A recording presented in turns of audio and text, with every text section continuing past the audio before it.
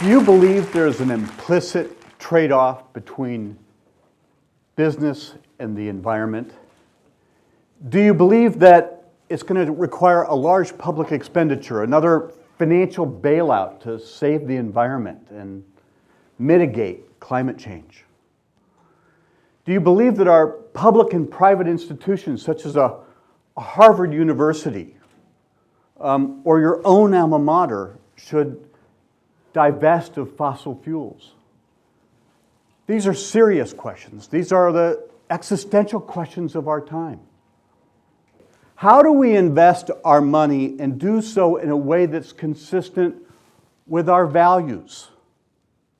If we're going to take on the issue of climate change, how do we structure our investment portfolio and look at it not only from an environmental perspective, but also a business perspective?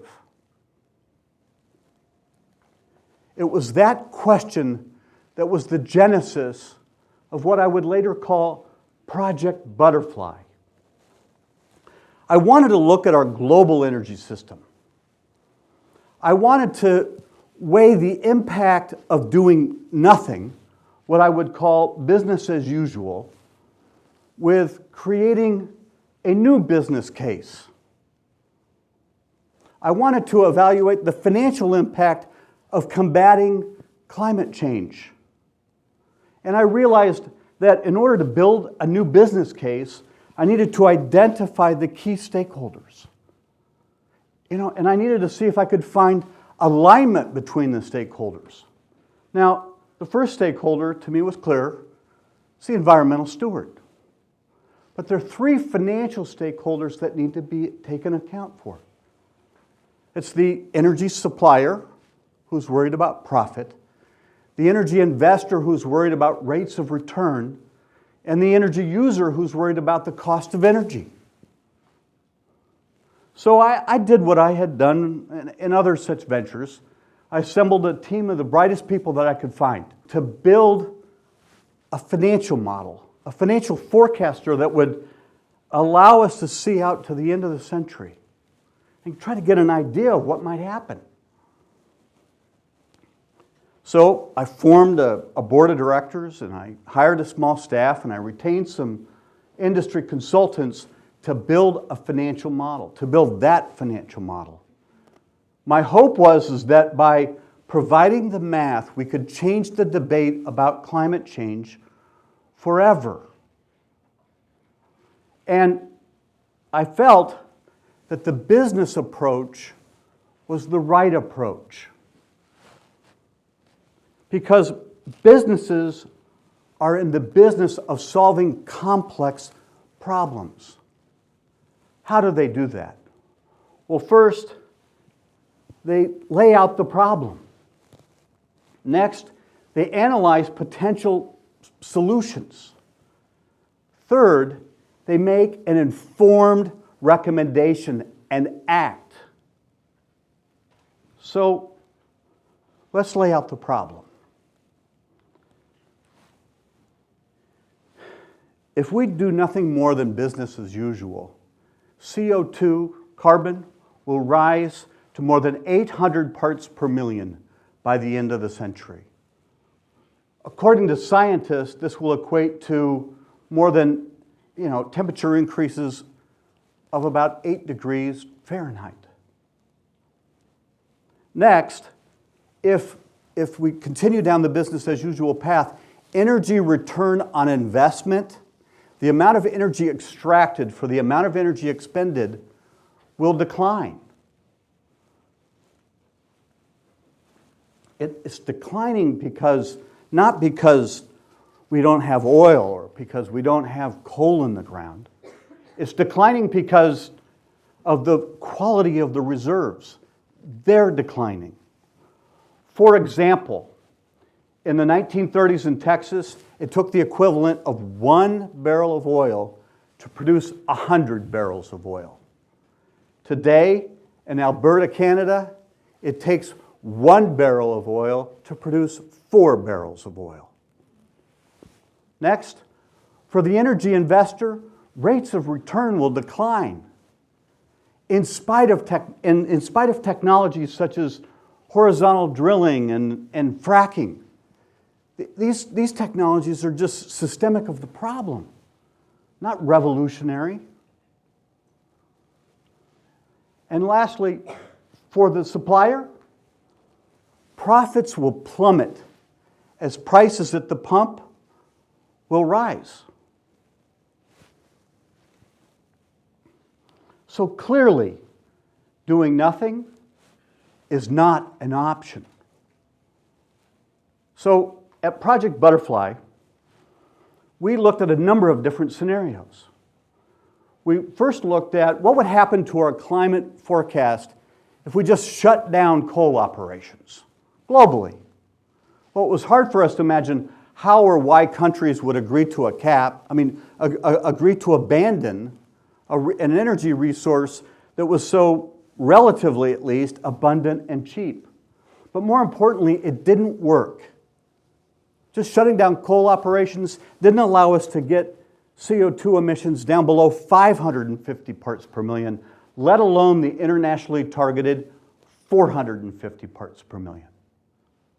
The next solution or scenario that we looked at was, what happens if we increased government mandates?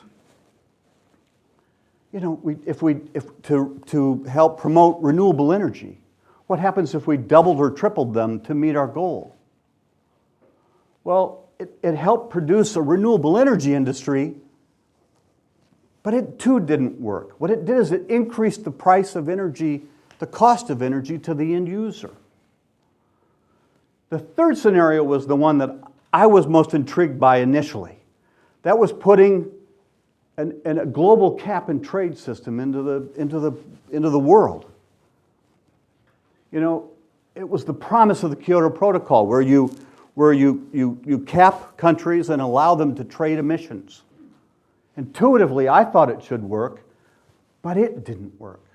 It didn't work because global cap and trade program only works for the electric sector and can't be extended or scaled into other sources of carbon, such as transportation fuels. So at Project Butterfly, we went back to the drawing board. We went back into that financial model and looked for the variables and the drivers that would allow us to build a new business case that would, allow us to align those interests. And we found three. First, it was put a price on carbon. Next, it was redirecting energy subsidies. And third, it was opening up the energy markets. So instead of a cap and trade program, we wanted to put a price on carbon that would allow us to also have a carbon tax. And what we did was, to try to evaluate the feasibility of it, is we said, well, what would be the impact of a $25 per ton CO2 price in the form of a tax? What would the impact be on the price of a gallon of gas? And what we found was it added about 20 cents a gallon. Now, this seemed like a reasonable incremental cost to us because it would decarbonize our existing fuel costs. And over time, it would spur competition from alternative fuels, eventually reducing fuel costs. Right? Next, we looked at redirecting energy subsidies. Now, total global energy subsidies equal about $1 trillion a year. Now, these subsidies are there for a reason. They're there to try to make energy more affordable to the market. So in order to create that alignment of interest, what we did was we decided to redirect our subsidies and increase renewable energy subsidies by $10 a gigajoule to renewable energy, and decrease subsidies by $1 a gigajoule to the oil and gas industry. And what we found was that the total net energy subsidies declined. But more importantly, what we found was that it decarbonized our existing portfolio of energy assets. And as we looked out into the future, we began to see a rapid diversification in our sources of energy. This is exactly what we wanted to see in our new business case. Now, to make it all work, however, we realized something very important. We needed to make every dollar more energy efficient. This was really where the wow factor was for us, right?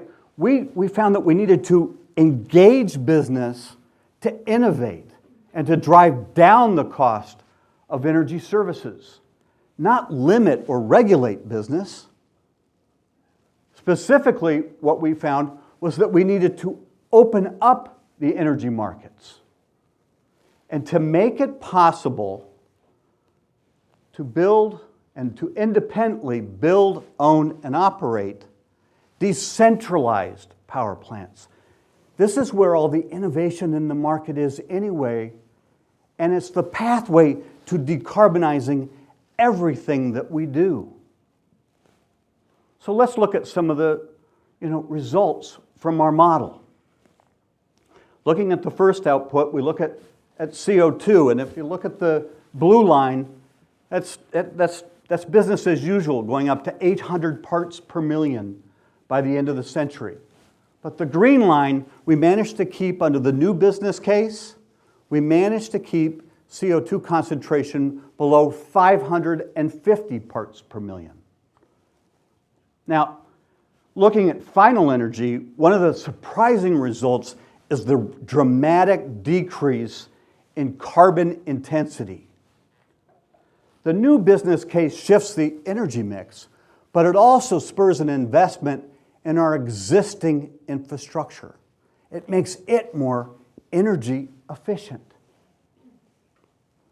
Now, perhaps not surprisingly, we see a dramatic growth in energy from renewable sources. That's sources from the sun or from wind and running water.